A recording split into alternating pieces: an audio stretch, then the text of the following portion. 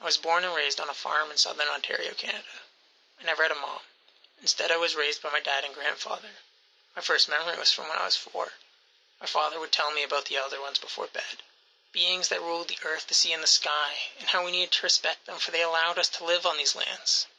As the years passed by, I learned that the way we respected them was by using all that was given to us. To use the bones, the meat, and the skin of the animals we raised. To use our urine as a way to scare animals that eat our crops, and our feces as a fertilizer. We mainly raised pigs and chickens, but had a goat for milk. The crop we grew was corn and traded for other necessities in town. When I was 12, my grandfather passed away. I had never seen a dead person before. That night, my dad walked me through what to do with a body. He brought me out to the barn where my grandfather lay on the ground. My dad pulled out a knife and began to cut into Granddad like he would a pig. Next, all of his innards were removed, leaving a cavity in his chest, which was then sewed shut. The same was done to his head, his arms, and his legs. My dad took all of the organs and muscles from Grandfather and placed them into a large bucket, where he then mixed them all together over a fire. After several hours had passed, there were no solid parts in the bucket. Instead, there was a sticky liquid. The liquid was spread all over my grandfather, which my father said would prevent the rot from setting in. Granddad was taken out to the field and placed upon a wooden cross. There, my grandfather joined the rest of the Scarecrows. The years passed by without much notable happening. A lady came by asking if her and her husband could spend the night, for he was sick, to which we agreed. In the morning we checked up on them to see if his condition had improved, but it seemed to be worse than before. Unable to continue their journey, the lady and her husband stayed at our house for a while longer, until once a week had passed, so too had the husband. She insisted that her husband be buried, but my father refused, saying how it was not proper and would anger the Elder Ones. She wouldn't listen, and in the middle of the night dug a hole for her husband away from the house, and by morning she was gone. We searched our land for the burial grounds, but no matter how hard we looked, we couldn't find it. The next day we woke up, there were white dots growing on our corn. The days went on, and we continued our search, and the dots spread across the plants. It wasn't until on the 5th day, after a large downpour, were we able to find the husband. We treated him as was proper and placed him out into the field to protect the plants from the birds. The white spots stopped spreading from that day onward, but the damage had been done.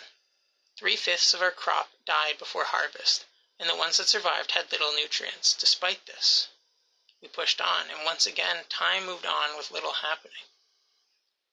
When I was 16, me and a girl from the local town started dating. Her father was the local shoemaker and was well respected in the area. She was smart and pretty, with brown hair and hazel eyes that seemed to pierce through me. 2 years later, she moved in with me at the farm and helped me raise pigs and chickens. We were in love, and as time passed on, she showed signs of pregnancy. We were overjoyed, and I ran to my father to tell him the good news that he would be a grandfather. The months rolled on, and her stomach grew until it seemed like she would burst. It was at that time that she began to get sick. Worried, I asked my father what to do.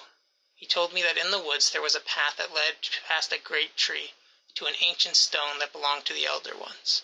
He said that I should leave her there and have faith that they would take care of her.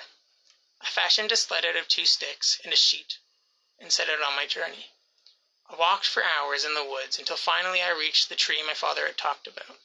Reassured by this, I pressed on until before me lay a great stone slab.